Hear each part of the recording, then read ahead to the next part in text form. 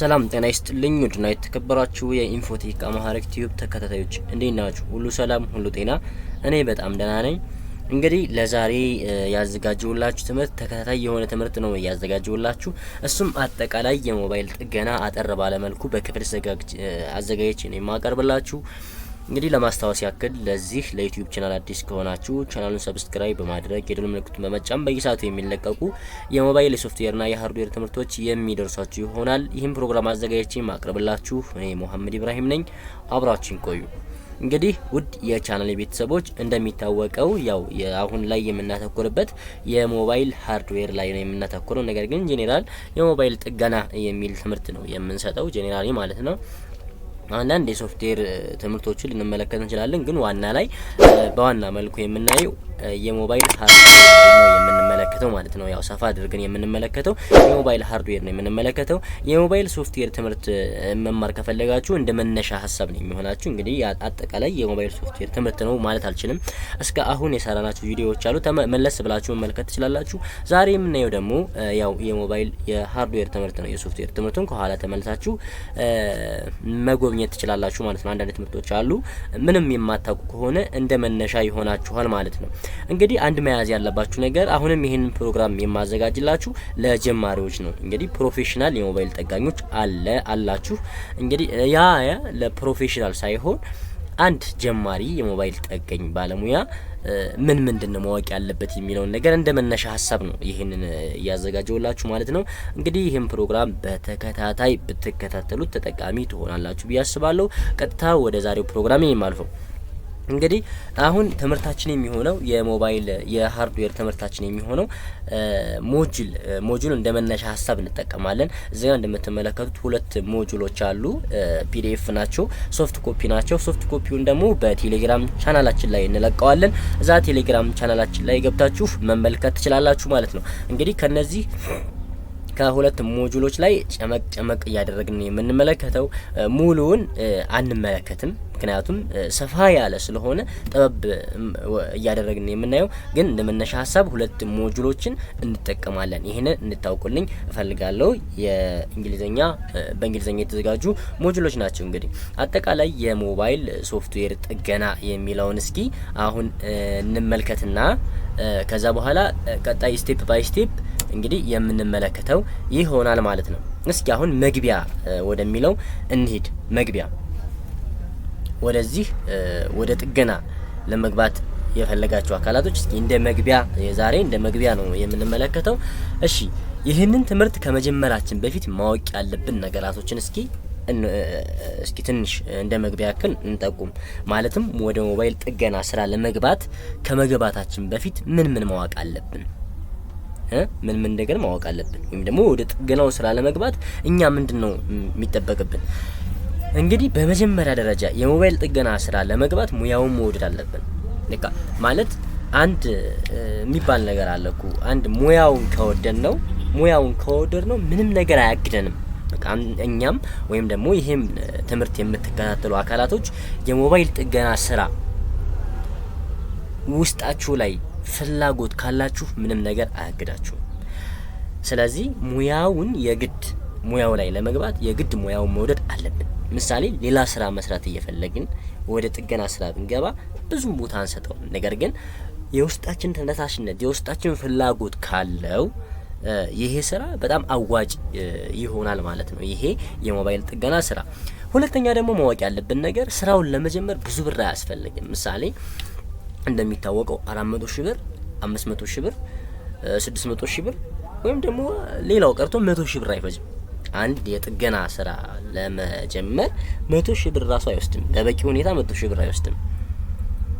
በቃ እንደው በዛ ከተባለ አንድ ጀማሪ ቢወስድበት 20 ሺህ ብር ቢወስድበት ብዬ ማስበው እኔ ማለት ነው 20 ሺህ ብር ወይም ደግሞ 30 ሺህ ብር ከዚህ የበለጠ አይወስድበትም ማለት ነው። ስለዚህ የጥገና ስራ ዋናው ነገሩ ስራውን ለመጀመር ብዙ ብር አያስፈልግም። ሙያው ላይ ስንሆን ነው ያው እዛው ላይ ስራው ላይ ስንሆን ራሱ እያደገ ስለሚሄድ ማለት ነው።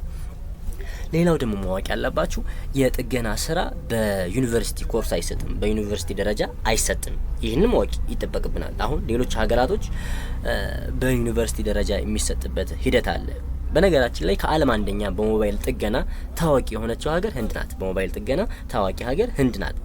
ነገር ግን አሁን በእኛ ደረጃ ደግሞ ወደ ሞባይል ጥገና ስንመጣ በመንግስት ደረጃ ድጋፍ አይሰጠውም የሞባይል ጥገና ሙያ ማለት ነው። ስለዚህ ሁሉም አካል ያው በግል ነው እንግዲህ የሚማረው ማለት ነው። ብዙ ትምህርት ቤቶች አሉ በግል ለመማር እዛ ያው ይማራል። ሌላው ደግሞ በልምድም የሚማር ሰው አለ። በልምድ ማለት ምሳሌ አንድ አካል አለ፣ አንድ የሞባይል ጠጋኝ ባለሙያ ነው። እሱ ይህ ሰው በሙያው ላይ እስከ 8 አመት እስከ 10 አመት ሊቆይ ይችላል፣ እስከ 15 አመት ሊቆይበት ይችላል ሙያው ላይ ማለት ነው። ምንም አይነት የወረቀት ትምህርት ባይኖረውም በጥገና ሙያ የወረቀት ትምህርት ባይኖረውም ነገር ግን ትልቅ ባለሙያ ነው እኔ ዘንድ ማለት ነው።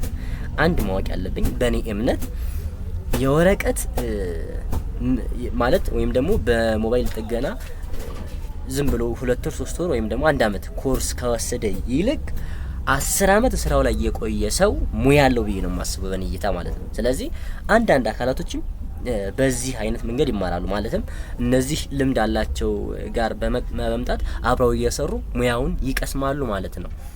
እና ይሄ ነገር አለ ማለት ነው። በእኛ ሀገር ኮንቴክስት ብዙን ጊዜ የሞባይል ጥገና የምንማረው አንደኛ ከፍለን ነው የምንማረው። ከፍለን ማለት ያው የግል የሚያስተምሩ አሉ፣ የግል የሚያስተምሩ አንዳንድ ትምህርት ቤቶች አሉ። እሱ ጋር በመግባት ነው የምንማረው። ሌላው ደግሞ ባለሙያ አለ፣ እዛ ባለሙያ ስራውን እየረዳን ሲሰራ እየተመለከትን በዚህ አይነት ሂደት የምንማረው አለ ማለት ነው። እና በዚህ አይነት መልኩ ነው እንጂ በዩኒቨርሲቲ ደረጃ ኮርስ አይሰጥም። የሞባይል ጥገና ትምህርት በዩኒቨርሲቲ ደረጃ ኮርስ አይሰጥም። አላውቅም እንግዲህ ይሄንን እንደሚሰጥ አላውቅም። በጥገና ሙያ ብቁ ከሆን ቆንጆ ገቢ ይገኝበታል። እንግዲህ ይሄንን ማወቅ አለብን። ምሳሌ ይሄንን ትምህርት የምትከታተሉ አካላቶች እናንተ የሞባይል ሃርድዌር በጣም የምታውቁ ከሆነ የሞባይል ሶፍትዌርም እንደዚሁ በጣም የምታውቁ ከሆነ ገቢያችሁም በዛው ልክ ነው የሚመጣው ማለት ነው። በጣም አሁን ላይ እኮ ራሱ ብቻ የሆነ ጋዜጣ ላይ እንዳነበብኩት በሙያ ደረጃ በኢትዮጵያ ራሱ ገቢ ከሚያስገኙ ሙያዎች ደረጃ በ5ኛ ደረጃ የተቀመጠው የሞባይል ጥገና ሙያ ነው። የጥገና ሙያ ማለት ነው። የጥገና ሙያ በጣም ቆንጆ ነው። በተለይ የሶፍትዌር ጥገና ሙያ በጣም በቃ እኔ ከምላችሁ በላይ በጣም ቆንጆ ነው። ለምን ቢባል ወጪ የለውም። የሞባይል ሶፍትዌር ስራ ወጪ የለውም። ለምን ቢባል ኮምፒውተራችን ላይ እንጭናለን። ኮምፒውተራችን ላይ ከጫነን በኋላ ፋይል ብቻ ነው የምንሰጠው። ያንን ፋይል በሰጠንበት ግን ብዙ ነገር ይገኛል። ምሳሌ አንዳንድ እስኪ ምሳሌ ንገራችሁ። አሁን በሞባይል ሶፍትዌር ዙሪያ ማለት ነው ያው ገቢ ይገኝበታል ለማለት ያክል ነው። እናንተ በሙያው ብቁ ከሆናችሁ ገቢ ይገኝበታል። ምንም አይነት ስልክ የማትመልሱ ከሆነ ማለት ነው ሁሉንም ነገር የምታሟሉ ከሆነ እንደ ጥገና ስራ ገቢ ይገኝበታል ብዬ ማስበው ነው የለም። በቃ ገቢ ይገኝበታል። ምሳሌ ፓስዋርድ ቆልፎ ሲመጣ አንድ ስልክ እስኪ አሁን በእኛ አካባቢ እንደተለምዶ ማለት ነው በእኛ አካባቢ አንድ የቁጥር የበተን ስልክ ፓስዋርድ ቆልፎ ከመጣ 80 ብር ነው ምሳሌ አሁን እኛ ጋር የምንሰራው ማለት ነው። እንደየ አካባቢው ይለያያል፣ ቢጨምራል የሚቀንሳል። ያንን ቁጥር የፈታሁት እኮ በኮምፒውተሬ ነው። ነገር ግን ምንም አይነት ወጪ አላወጣሁም አይደል፣ ገቢ ብቻ ነው ያለው። ስለዚህ አሁንም እኛ በሙያው ብቁ ከሆን ገቢው በጣም ነው የሚገኝበት ማለት ነው። ሌላው ማወቅ ያለብን ደግሞ የብዙዎች ስህተት ወደ ጥገና ስራ ለመግባት የግድ ሙያ ሊኖረን ይገባል። ቢያንስ እንኳን ትንሽ ሙያ ሊኖረን ይገባል። ምንም ነገር አንድ ሞባይል መፍታት ሳናውቅ ወደ ስራው ብንገባ እኛው ነን የምንጎዳው። አንድ ስልክ እናበላሻለን፣ መልሶ ያ ሰው አይመጣልንም ወደኛ። ይሄን ማወቅ አለብን። ወደ ጥገና ስራ ለመግባት የግድ ሙያው ሊኖረን ይገባል። ስራው ላይ ለመግባት መጀመሪያ ሙያውን ጠንቅቀን አውቀን ነው ወደ ስራው መግባት ያለብን እንጂ ምንም ነገር ኒዮሎጂ ሳይኖረን ወደ ሙያው ላይ ወይም ደግሞ ወደ ስራው ብንገባ ትንሽ አደጋ ላይ ልንወርቅ እንችላለን። ማይክ ፖዚቲቭና ኔጌቲቭን ሳንለይ ወደ ስራ መግባት የለብንም። ስክሪን የስልክ ስክሪኖችን ማለት ነው የቁጥር የበተን ስልኮችን እሱን እንዴት አድርጎ እንደሚቀየር በተግባር ሳናይ ወደ ስራው መግባት የለብንም። ይህ የሚሆነው እኮ እንደምትመለከቱት ምንም አይነት ሙያው ሳይኖረን ወደ ጥገናው ከገባን አንድ ስልክ ሲመጣ እኮ ችግሩንም ራሱ እኮ መለየት አልቻለም ማለት ነው። ስለዚህ ወደ ጥገና ስራ ለመግባት የግድ ሙያው ሊኖረን ይገባል። እንግዲህ እዚህ ጋር ደግሞ መያዝ ያለባችሁ ስለዚህ እኔ አሁን ወደ ጥገና ስራ ለመግባት የግድ ፕሮፌሽናል መሆን ይጠበቅብኛል ወይ የሚለው ሀሳብ እንዳይመጣብን። ፕሮፌሽናል ባለሙያ በቃ ትልቅ ባለሙያ መሆን ይጠበቅብኛል ወይ? አይደለም፣ በፍጹም። ብዙውን ጊዜ ትልቅ ባለሙያ የሞባይል ጥገና ባለሙያዎች አሉ አባቶቻችን ብዬ ልሰባቸው እኔ ማለት ነው። ሙያውን በጣም ስለምወደው እዚህ ሙያ ላይ ሞባይል ጥገና ስራ ሙያ ላይ ያለ ሰውን በጣም ነው የማከብረው፣ በጣም ነው የምወደው ሙያውን ማለት ነው። እነሱ ራሱ ወይም ደግሞ እኔ መጀመሪያ ስራው ላይ ስገባ ትንሽ እውቀት ነው እኮ የሚኖረኝ፣ እንደ መነሻ ሀሳብ ትንሽ እውቀት ይኖረኛል። ከዛ በኋላ እያሰፋ ነው የምንሄደው ሁላችንም ቢሆን ማለት ነው። ለምን መጀመሪያ እኔ እንግዲህ ስለ 1280 ስልክ ላውቅ እችላለሁ። ነገር ግን ነገ ከነገ ወዲያ የሚመጣው የተለየ ስልክ ነው። ያ የተለየ ስልክ ሲመጣ ሙያውን አብሮ እያደገ ነው የሚሄደው። ይህ የጥገና ስራ አብሮ አፕዴት የሚሆን ነገር ነው። በቃ ሙያችን አፕዴት እየሆነ የሚሄድ ነገር ነው። በተለይ ስራው ላይ ስንገባ ነው እንግዲህ ሙያችን እያደገ የሚሄደው። ያ የሚያድገው ግን ለሙያው ፍቅር ሲኖረን ነው። የውስጥ ተነሳሽነት ሲኖረን እንጥራለን፣ እንታገላለን። በቃ ሙያ የምናገኝበትን መንገድ በየአቅጣጫው እንፈልጋለን። ስለዚህ ሁሉም የሞባይል ጠጋኝ ባለሙያ መጀመሪያ ሲጀምር ፕሮፌሽናል ይሆናል ብዬ አላስብም። በጣም ትልቅ ባለሙያ ሆኖ ይጀምራል ብዬ አላስብም። ሁሉም ስራ ላይ ሲገባ ነው እንግዲህ ሙያው እያደገ የሚሄደው። ስለዚህ ትንሽ እውቀት ካለን ስራ ጀምሮ ምንም እንትን አይልም። ምክንያቱም ሞባይል ጥገና ጋር እኮ ሽያጭ አለ አይደል? ጥገናው እንትን ቢል ሽያጩ ትንሽ እንትን ሊል ይችላል፣ ሊያናሳ ይችላል። ከዛ በኋላ ሙያው አብሮ እያደገ ይሄዳል። ይሄን ስላችሁ ግን ምንም ነገር ሳታውቁ እንዳትጀምሩ በቃ መያዝ ያለብን ነገር ግን ትንሽ ፍንጭ ካለ ማይክ እንዴት እንደሚቀየር፣ ስፒከር እንዴት አድርገን እንደምንቀየር፣ ስክሪን እንዴት አድርገን እንደምንቀየር የተለያዩ ነገራቶችን ትንሽ ፍንጭ ካለን ሙያው ላይ እንጀምረው።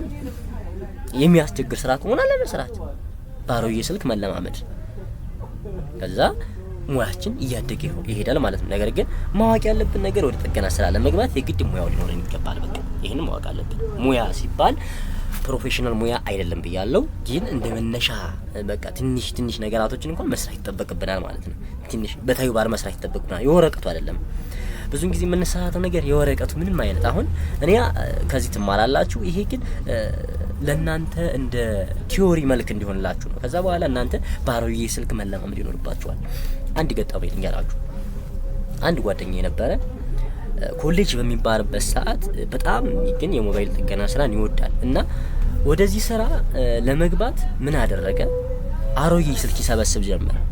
20 ብር 30 ብር አሮጌ ስልክ ዝም ብሎ ማለት የቁጥር የበተን ስልኮች 20 ብር 30 ብር እስከ 50 ብር ድረስ ይሰበስባል። ከዛ ምን አደረገ? ካውያ ገዛ፣ በቤቱ ማለት ነው። ካውያ ገዛ፣ ብሎር ገዛ። በጣም የውስጡ ፍቅር ስላለው ማለት ነው። ከዛ ቲዮሪ ለመማር የሞባይል ጥገና ትምህርት ቤት ሄደ። ቲዮሪ ተምሮ ይመጣል። በዛ ባሮዬ ስልክ ይለማመዳል። ከዛ ባሮዬ ስልክ ይለማመዳል። አንድ ላፕቶፕ ገዛ። የሶፍትዌር ትምህርት የሚማራል። በዛች በኮምፒውተር ይለማመዳል። ከዛ በኋላ ምንም አይነት በቃ አሁን ያ ልጅ በነገራችሁ በቃ አታምኑ የሚሰራው ስራ ማለት ነው። በቃ ትልቅ ባለሙያ ሆኗል። አሁን ያው ብዙ አመት ነው ታልጁን በነገራችን ላይ እና እንደዚህ አይነት ሂደት አለ። ስለዚህ የግድ ግን ተግባር መልመድ አለብን። ቲዮሪ ብቻ ይዘን ስራ መጀመር የለብንም። በተግባር ቢያንስ የምናውቀው የሞባይል ጠጋኝ ባለሙያ ወይም ደግሞ ቴክኒሽያን ጓደኛ ካለ እሱ ጋር በመሄድ አንዳንድ ስራዎችን መስራት። ከዛ እንደዛ ነገር እንደሱ እንደረዳት ነገር ስንሆነው እጃችንን በጣም አክቲቭ እየሆነ ይመጣል። በዛውም ሙያችን እያደገ ይሄዳል። እንደዛ እናደርጋለን ማለት ነው። ስለዚህ ሁላችንም ቢሆን የሙያው ፍቅር እያለን ምንም ያለ ስራ መቀመጥ የለብንም ማለት ነው። ትንሽ ፍንጭ ማግኘት አለብን። ከዛ በኋላ የራሳችንን ገቢ ወደ ማሳደግ እንሄዳለን ማለት ነው። እንግዲህ ይሄ እንደ መግቢያ ያክል ነው፣ እናንተ እንደ መግቢያ ያክል ነው። ያው እንግዲህ ከበዛባችሁም ይቅርታ። እንግዲህ እንደ ጀማሪነት ጀማሪ ለሆናችሁ ነው በተለይ አሁን ይሄ የሚጠቅማችሁ ይሄ ትምህርት ማለት ነው። ፕሮፌሽናል ለሆናችሁ ብዙም እንትን ላይ ነው ይችላል፣ ግን ጀማሪ ለሆናችሁ አካላቶች ይሄ ለእናንተ ምክር ነው ማለት ነው። እንግዲህ ከተመቻችሁ በላይክ ግለጹልኝ፣ ካልተመቻችሁ ደግሞ በዲስላይክ ግለጹልኝ ማለት ነው። እሺ ቀጥታ ደግሞ የምናልፈው ነገር አሁን የምናልፈው ዴት ነው። እኔ የማስተምራችሁ እንደሚታወቀው በኦንላይን ነው፣ ማለትም በዩቲዩብ ነው የማስተምራችሁ። በኦንላይን ነው የማስተምራችሁ፣ በቪዲዮ ነው። በቪዲዮም ቢሆን ግን በቻልኩት አቅም በቃ ለእናንተ እንድትረዱት አድርጌ ለማስረዳት እሞክራለሁ። ማለትም በተለይ ተግባር ላይ ነው የማተኩረው። በካሜራ ሪከርድ ያደረኩኝ እንዴት አድርገን እንደምንነቀል፣ እንዴት እንዳርገን እንደምንሰራ፣ እንዴት አድርገን ችግሩን እንደምንለይ ያን ነገር በካሜራ ነው እየለየሁ የማሳያችሁ ማለት ነው። ነገር ግን እዚህ ጋር መያዝ ያለባችሁ በኦንላይን ስንማር እንዴት ነው፣ እሺ በቪዲዮ ስንማርስ እንዴት ነው የሚሆነው? ቅድም እንደነገርኳችሁ እንደ መነሻ ሀሳብ ማወቅ ያለብን ነገር ሞጁል እንጠቀማለን። እንደ መነሻ ሀሳብ ሞጁል እንጠቀማለን። ሌላው ደግሞ ብዙ ጊዜ ትንሽ ቲዮሪ በዛ ያለ ተግባር ላይ ደግሞ እናተኩራለን። ማለትም ትንሽ ቲዮሪ እንማርና ከዛ ወደ ተግባር ነው የምንሄደው ማለት ነው። ወደ ተግባር ስላችሁ እኔ በተግባር እየሰራው አሳያችኋለሁ። እናንተ ደግሞ ያው የምትሰሩበትን ሂደት አመቻችታችሁ መጀመሪያ እንዳልኳችሁ የሆነ ልጅ ተሞክሮ ነገራችኋለሁ። እንደዛ አሮጌ ስልክ ትገዛላችሁ፣ ካውያ ትገዛላችሁ ዋናዎቹ ማለት ነው። ከዛ በኋላ ቢቻል ብሎር ብትገዙ እዚህ ሙያ ላይ ለመግባት ካሰባችሁ ብሎር ትገዙና ከዛ እዚህ የምትማሩት ነው ደግሞ በቲዮሪ የምትጠይቁት እናንተ እዛ ተግባር ላይ ተተገብሩታላችሁ ማለት ነው። ስለዚህ እንደዛ ነው የምናሳልፈው። ትንሽ ቲዮሪ ሰጣችኋለሁ። አሁን ሞጁሉ ሰፋ ያለ ነው። ያን ሞጁሉ ሙሉውን ስናተት አንውልም። ነገር ግን ትንሽ መነሻ ሀሳብ ከዛ እናይና ቀጥታ ወደ ማብራሪያው እንሄዳለን። ቀጥታ ወደ ተግባሩ እንሄዳለን ማለት ነው። እሺ ሌላው ደግሞ ስንማማር ጥያቄ ሊኖራችሁ ይችላል ወይ ግልጽ ያልሆነላችሁ ነገር ሊሆን ይችላል። ወይም ደግሞ ብዥ ያለባችሁ ነገር ካለ ኮሜንት ላይ ማስቀመጥ ኮሜንት ላይ ታስቀምጡልኛላችሁ። ከዛ በኋላ እኔ ያንን ኮሜንት አይቼ የምመልስላችሁ ይሆናል ማለት ነው። ሌላው ደግሞ ማወቅ ያለባችሁ የጥገና ሙያ ሰፋ ያለ ነው እንደሚታወቀው ማለት ነው። የጥገና ሙያ የምሬ ነው የምናገራችሁ በጣም ሰፊ ነው የጥገና ሙያ። ሙሉን አንድ ጊዜ ፕሮፌሽናል መሆን አይቻልም ብያችኋለሁ። በቃ ከዛሬ ከነገ ልክ የሚያድግ ሙያ ነው የሞባይል ጥገና ሙያ የሚያድግ ነው። ዛሬ ላይ አዲስ ነገር እናውቃለን፣ ነገ አዲስ ነገር እናውቃለን። የሚገርማችሁ ነገር ማለት ነው እናንተ ሙያው ላይ ስትገቡ ዛሬ አንድ አዲስ ነገር ትማራላችሁ። እዛ ሙያው ላይ ያላችሁ ነገ አንድ አዲስ ነገር ትማራላችሁ። ከዛ ከነገ ወዲያ ደግሞ እንደዛ አንድ አዲስ ነገር ትማራላችሁ። በቃ እኔ አንድ ነገር ነው የምከራችሁ። ሙያ ያለው ሰው ጋር ቢያንስ ከ10 አመት በላይ በሞባይል ጥገና የቆየ አካል ካለ እሱ ጋር ዝም ብላችሁ ሄዳችሁ እንደ ረዳትነት ብትማሩ መክራችኋለሁ። ለምን ይህ ሰው ስልኩ ጋር አብሮ አድጓል። እንግዲህ ስልክ እያደገ ነው የሚሄደው ከትንሽ ወደ ትልቅ። ያ አካል ሙያው ጋር እያደገ ነው የሚሄደው። እንደዚህም ሲባል እኮ አንዳንድ ቴክኒሻኖች እኮ አሉ ዛሬም ላይ እንደ ጀማሪ በቃ 10 አመታችን ነው ግን ዛሬም ላይ እንደ ጀማሪ ነን። ምንም አይነት እንቅስቃሴ የሌለን እንደነዛ አይደለም። ግን በጥገና ሙያ ላይ በጣም ፍቅሩ ያላቸው በዛ በሙያቸው ላይ ደግሞ እያደጉ የሚሆኑ ማለት ያደጉ አካላቶች እነሱ ጋር ጠጋ ብሎ አንድ ጀማሪ ቢማር እሱን በጣም ነው ማበረታታው። ስለዚህ የጥገና ሙያ ሰፊ ነው። ወደ ሶፍትዌር ዓለም ብቻ ወደ ሞባይል ሶፍትዌር ዓለም ስንገባ ራሱ በጣም ሰፊ ነው። ወደ ሞባይል ሃርድዌር ዓለም ስንገባ በጣም ሰፊ ነው። ያንን ሰፊ ግን ጠበባ እያደረግን ነው የምናየው። እንደ መነሻ ሀሳብን ይሰጣችኋለሁ። ከዛ በኋላ እናንተ በዛ ላይ ነው ተመርኩዛችሁ ሙያችሁን የምታሰፉት ማለት ነው። እንደሚታወቀው የሞባይል ሶፍትዌር ኮርስ ሰጥቻለሁ ከዚህ በፊት ማለት ነው። ያ የሞባይል ሶፍትዌር ኮርስ እኮ ሙሉ በሙሉ ቡቅ ያደርጓችኋል እያልኩኝ አይደለም፣ ግን እንደ መነሻ ሀሳብ ይሆናችኋል። ያንን ደጋግማችሁ ብታዩት እንደ መነሻ ሀሳብ ይሆናል። ያ በዛ ትነሱና ከዛ በኋላ ወደ ቀጣይ ታልፋላችሁ ማለት ነው። ሌላው ደግሞ በኦንላይን ስንማር በዚህ ኮርስ ላይ ስንማር ማወቅ ያለባችሁ ነገር ምንድነው? ብዙን ጊዜ ሃርድዌር ላይ ነው የምናተኩረው። እንግዲህ የሞባይል ሃርድዌር ላይ ነው የምናተኩረው። የሞባይል ሃርድዌር ማለት ማይኩ አለ፣ ስክሪኑ አለ፣ ቦርዱ አለ፣ አይሲዩ አለ እና ሞባይል ችግሮች እንዴት ናቸው ምናምን የሚለውን ነገር ማለት ነው። ስለ ሶፍትዌር መነሻ ሀሳብ ከዚህ በፊት ሰጥቻለሁኝ፣ መለስ ብሎ ማየት ይቻላል። በዚህም ላይ ትንሽ ዳሰስ እንደ ክለሳ የምናደርገው ነገር ይኖራል ርዕሱን ስናገኘው ማለት ነው። እና ግን አሁን በዚህ ኮርስ ላይ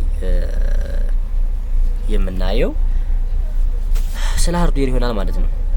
ሌላው ደግሞ ይህ በኦንላይን የሚሰጥ ኮርስ ለጀማሪ ጠጋኞች የተዘጋጀ ነው። ማወቅ ያለባችሁ ነገር ማለት ነው። የሞባይል ጥገና ለመጀመሪያ ያሰበ አካል ወይም ደግሞ ለሞባይል ጥገና የሚማሩ አካላቶች ለነሱ የተዘጋጀ ነው።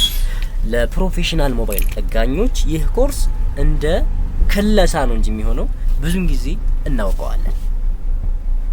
በጣም ብዙ ትላልቅ አሉ። እኔ ይሄንን ኮርስ በኦንላይን ሳቀርብ ከሁሉም ምገልጥ በቃ ከኢትዮጵያ አንደኛ ነኝ ብዬ አይደለም። በጣም ትላልቅ አባቶቻችን አሉ በሞባይል ጥገና በጣም ብቃት ያላቸው ልጆች አሉ። ነገር ግን ብዙን ጊዜ ያው ሁኔታቸውም ስለማይመቻችላቸው እውቀታቸውን ለማካፈል ብዙን ጊዜ አያገኙ። ያም በሚል ሁኔታ ለጀማሪዎች ያዘጋጁዋት ናት። ለጀማሪዎች ማለት ነው። አንድ የሞባይል ጥገና ለመጀመሪያ ያሰበ አካል ይህንን ኮርስ በተከታታይ ቢከታተለው ተጠቃሚ ይሆናል ብዬ ነው የማስበው። ስለዚህ ይህ ኮርስ እንዳያልፋችሁ ማለት ነው። እንግዲህ ያው ለዛሬ መግቢያ ላይ ነው ያተኮር ነው። እስኪ አንድ ምንም ነገር እንትን እንዳይል ያለ ምንም ነገር እንዳንቋጩ ይሄን ትምህርት እስኪ ትንሽ ነገር እንመልከት። እንግዲህ አሁን ወደ ሙያው ከመግባታችን በፊት ማወቅ ያለብን ነገር አለ። ዛሬ አንድ ኮርስ ልስጣችሁ ብዬ ነው። ማወቅ ያለብን ነገር አለ። እስካሁን እንደ መግቢያም እንደ ምክርም ከልምድም አንጻር የመከርኳችሁ ምክር አለ። የሞባይል ጥገና ለመጀመር ያስባችሁ አካላቶች ማለት ነው። አሁን ደግሞ የማሳያችሁ ምንድነው? አሁን ትንሽ ዛሬ በዜሮ እንዳንሰናበት ትንሽ ትምህርት ልሰጣችሁ አስቤ ነው። አሁን ላይ የሞባይል ጥገና ከመጀመራችን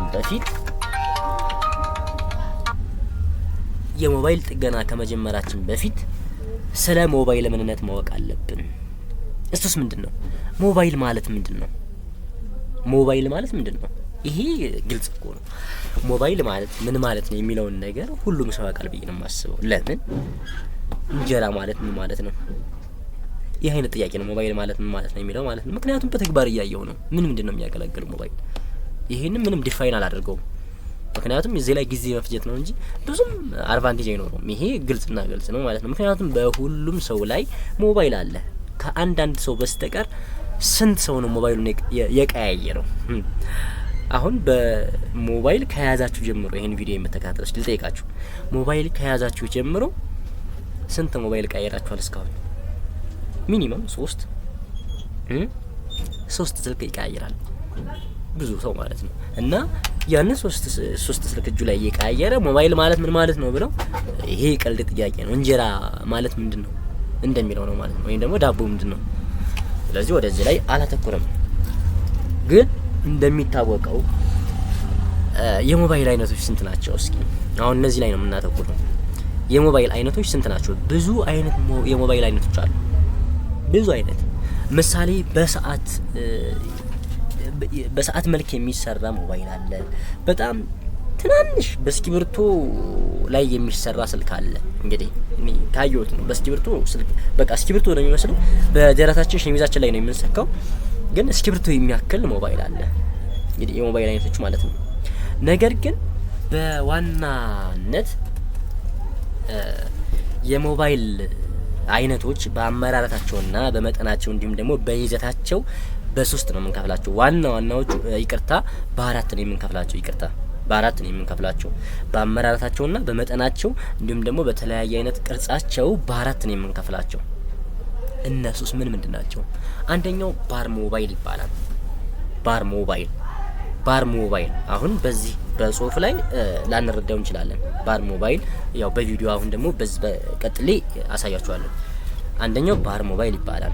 ሁለተኛው ደግሞ ተች ስክሪን ነው። አመራራቱና እንግዲህ በሁለ ነገሩ ሞባይል በ4 አይነት መልኩ ነው የሚከፈለው። ዋናዎቹ ተች ስክሪን እንዲሁም ደግሞ ታጣፊ ስልኮች እንዲና ተንሸራታች ስልኮች ማለት ነው። እስኪ አሁን ቀጥታ ወደ ተግባሩ ላሳያችሁ። አብራችሁ ይቆዩ። በዚህ አይነት ቅርጽ የሚሰሩ ማለት ነው። እዚህ ከታች በኩል ቁጥር አለ፣ ከላይም ስክሪንና ታቻቸው በአንድ መስመር ላይ የሆነ ማለት ነው። ወይም ደግሞ የቁጥር የበተን ስልኮች በመባል የምንጠራቸው እንደዚህ ከላይ ከጫፋቸው በኩል ደግሞ እንደዚህ የሆነ ጅሞን ሞል ያለ ቅርጽ ያላቸው እና እነዚህ በእነዚህ አይነት ቅርጽ የሚሰሩ ባር ሞባይሎች ይባላሉ። ምሳሌ ይሄ አለ ኤክስቲጅ አለ። የተለያዩ ስልኮች ወይም ደግሞ ብዙውን ጊዜ በገጠራማው ክፍል የምናያቸው ስልኮች እነዚህ ባር ስልኮች ይባላሉ ማለት ነው። ባር ስልኮች እነዚህ ማለትም እንግዲህ የምንለይባቸው ቁጥሩና ስክሪኑ በአንድ ተከታታይ የሆነ ምሳሌ እዚህ ጋር ቁጥሩ አለ፣ እዚህ ጋር ደግሞ ስክሪኑ አለ። በዚህ አይነት መልኩ የምናገኛቸው ባር ስልኮች ይባላሉ ማለት ነው። ባር ስልኮች ይባላሉ። ሌላው ደግሞ በሁለተኛ ደረጃ የምናገኘው ስልክ እንግዲህ የስልክ አይነቶችን ነው ዛሬ የምናየው። በሁለተኛ ደረጃ የምናገኘው ተች ስክሪን የሚባለው ከላይ በኩል ተች አለ፣ ቀጥሎ ደግሞ ስክሪን አለ። እንደዚህ በመዳሰስ የሚሰራልን ስልክ ማለት ነው። በዳሰሳ መልክ የሚሰራልን ተች ስክሪን ይባላል ማለት ነው። ይሄ ምንም አይነት እዚህ ላይ የቁጥር ነገር የለውም እና በቃ ኖርማሊ እንደዚህ ምንም አይነት ቁጥር የለው ልሙጥ መስታወት መልክ የሆነ የዚህ አይነት ስልክ እንግዲህ ተች ስክሪን ይባላል ማለት ነው። የስልክ አይነቶችን ነው እንግዲህ እያየን ያለ ነው። በሁለተኛ ደረጃ የሁለተኛው አይነት ስልክ ተች ስክሪን ይባላል ማለት ነው። እንግዲህ ብዙ አይነት ስልክ አለ፣ ነገር ግን ዋና ዋናዎቹ ብለን የምንጠቅሳቸው ማለት ነው ተች ስክሪን ይባላል። ሌላው ደግሞ በሶስተኛ ደረጃ የምናገኘው ታጣፊ ስልክ ነው የሚባለው። ታጣፊ ስልክ እንግዲህ አሮዬ ነው፣ ያው ለእናንተ እንዳጋጣሚ ስፈልግ ያገኘሁትኝ አዲስ የለም። ያው ብዙ ጊዜ አሁን ላይ የሚይዛቸው ስለሌለ ማለት ነው። ኖኪያና ሳምሰንግ ናቸው ያሉት በዛ አይነት ዘራቸው። እና ታጣፊ ስልክ ደግሞ በሁለት ፖርሽን የተከፈለ ነው። በሁለት ፖርሽን የተከፈለ ነው። የሚታጠፍ መልኩ ነው። ከታች በኩል የቁጥር አለ፣ ከላይ በኩል ደግሞ የስክሪን አለ። ስክሪን እንደዚህ ደግሞ ኤርፒስ አለ፣ የተለያዩ ነገራቶች ስፒከሮች አሉ ከዚህ ከላይ በኩል ማለት ነው። እንደዚህ የሚታጠፍ መልኩ የሆነ ይህ ታጣፊ ስልኮች ይባላሉ ማለት ነው። ታጣፊ ስልኮች ይባላሉ። በሶስተኛ ደረጃ የምናገኘው እንግዲህ ታጣፊ ስልክ የሚባለው ነው ማለት ነው። እንግዲህ ትይዛችሁልኛል። የመጀመሪያው ፓር ሞባይል ይባላል እንደምትመለከቱት። በዚህ አይነት ብዙ አሉ። ቀጥሎ ደግሞ ተች ስክሪን የሚባለው ስልክ ማለት ነው። ይሄ የምትመለከቱት ይህ ስልክ ተች ስክሪን ይባላል። ቀጥሎ ደግሞ ታጣፊ ስልክ ሶስተኛ ደረጃ የምናገኘው ታጣፊ ስልኮች ናቸው ማለት ነው። ታጣፊ ስልኮች እንግዲህ በአራት ነው የምንከፍላቸው ዋና ዋና የሞባይል አይነቶችን ታጣፊ ስልኮች ማለት ነው። እሺ አሁን ስለ ሞባይል ትንሽ ግንዛቤ እንድኖረን ነው። ሌላ ደግሞ በመጨረሻ የምናገኘው ተንሸራታች ስልኮች። ተንሸራታች ይህም ደግሞ በሁለት አይነት ክፍሎች የተከፈለ ነው። የምናገኘው በሚንሸራተት መልኩ ነው። አሁን ቅድም የተመለከተነው በሚታጠፍ መልኩ ነበረ። አሁን ደግሞ በሚንሸራተት መልኩ እንደምትመለከቱት አያችሁት አይደለ? ይንሸራተታል። እንደዚህ አይነት መልኩ በሁለት ፖርሽን የተከፈለ ነው። ከታች በኩል ኪፓድ ነው በቁጥር መልክ ነው። ከላይ ደግሞ ስክሪኑ አለ። ይህ በነገራችን ላይ ታችም ይሰራል። እንግዲህ ያው ስለከፈል ነው በአራት ተንሸራታች በሚለው እንይዘዋለን ማለት ነው። እንግዲህ ተንሸራታች የሚባለው ይህ ነው ማለት ነው። ያው ኤርፒሱ እዚህ ጋር አለ፣ ስክሪኑም አለ፣ ተቹም አለ እዚሁ። ከታች በኩል ደግሞ የኪፓድ የቁጥር ነገራቶች አሉ። እነዚህ ነገራቶች ተንሸራታች ስልኮች ይባላሉ ማለት ነው። እንግዲህ በአራት አይነት መልኩ ከፍለነዋል። እንደምትመለከቱት ሞባይል በአራት አይነት መልኩ ይከፈላል። የመጀመሪያው ፓር ሞባይል ይባላል። ያው እንደምትመለከቱ ማለት ነው። እነዚህ አይነት ስልኮች ፓር ሞባይል ይባላሉ። ሌላው ደግሞ ታጣፊ ስልኮች ያው እንደምትመለከቱት በዚህ አይነት መልኩ ታጣፊ ስልኮች ሁለተኛ ማለት ነው። ሶስተኛ ተች ስክሪን የሚባለው አለ እንደምትመለከቱት። በአራተኛ ደረጃ ደግሞ ተንሸራታች ስልኮች አሉ። ተንሸራታች ስልኮች አሉ። እንግዲህ በዚህ አይነት መልኩ ነው የሞባይል አይነቶችን የምንከፍላቸው ማለት ነው። በነገራችን ላይ ብዙ አይነት ሞባይሎች አሉ ብያለሁኝ። በሰዓት መልክ የሚሰሩ አሉ፣ በስክሪፕቶ መልክ የሚሰሩ አሉ፣ በተለያየ አይነት መልኩ የሚሰሩ አሉ። ነገር ግን በዋናነት የምንከፍላቸው በአራት አይነት መንገድ ነው። ፓር ሞባይል፣ ተች ስክሪን እና ታጣፊ ተንሸራታች ማለት ነው። ለዛሬ የነበረን ቆይታ ይህን ይመስላል። አሁን የተማማር ነው ያው ለመነሻ ሀሳብ ነው፣ እንደ መነሻ ሀሳብ ለጀማሪዎች ማለት ነው። እንደ መነሻ ሀሳብ ነው የሚያገለግለን። ስለዚህ ቆይታችን ይህ እስካሁን ይመስላል። ከተመቻችሁ ላይክ ማድረግ አትርሱ። እዚህ ለዩቲዩብ ቻናል አዲስ ከሆናችሁም ቻናሉን ሰብስክራይብ በማድረግ የደወል ምልክቱን በመጫን በየሰዓቱ የሚለቀቁ የሞባይል የሃርድዌርና የሶፍትዌር ትምህርቶች የሚደርሷችሁ ይሆናል። ይህ ቻናል የተቋቋመው ፍጹም ትምህርትን ለመስጠት ብቻ የተቋቋመ ቻናል ነው። በዚህ ቻናል ላይ የተለያዩ የሆኑ የሞባይል የጥገና ሙያዎች የምንካፈልበት ነው። ሌላው ለጥቆማ ያክል የቴሌግራም ቻናል የሌላችሁ የቴሌግራም ቻናሌን በመቀላቀል ከታች ዲስክሪፕሽን ቦክስ ላይ አስቀምጥላችኋለሁ። እዚያ ላይ ገብታችሁ በመቀላቀል ተጠቃሚ ሆኑ። የተለያዩ ክራክድ የሆኑ ቦክሶች አሉ፣ የተለያዩ የሆኑ ደግሞ ድራይቨሮች አሉ፣ የተለያዩ ነገራቶች አሉ። እዚያም ላይ ግሩፕ አለን፣ እዛው ላይ ታገኙታላችሁ። ማንኛውም አይነት የሞባይል ጥገና ጥያቄ ካላችሁ ብዙ ባለሙያዎች ስላሉበት የምንጠያየቅ እንዲሁም ደግሞ መልሳችንንም የምንመላለስ ይሆናል ማለት ነው። ስለተከታተላችሁኝ በድጋሚ እጅግ አድርጌ አመሰግናለሁ። ወዳችኋለሁ። ይመቻችሁ። በክፍል 2 ደግሞ ለሞባይል ጥገና ስራ ለመጀመር ምን ያስፈልገናል የሚለውን የምንመለከተው። እስከዛው ቸር እንቆይ።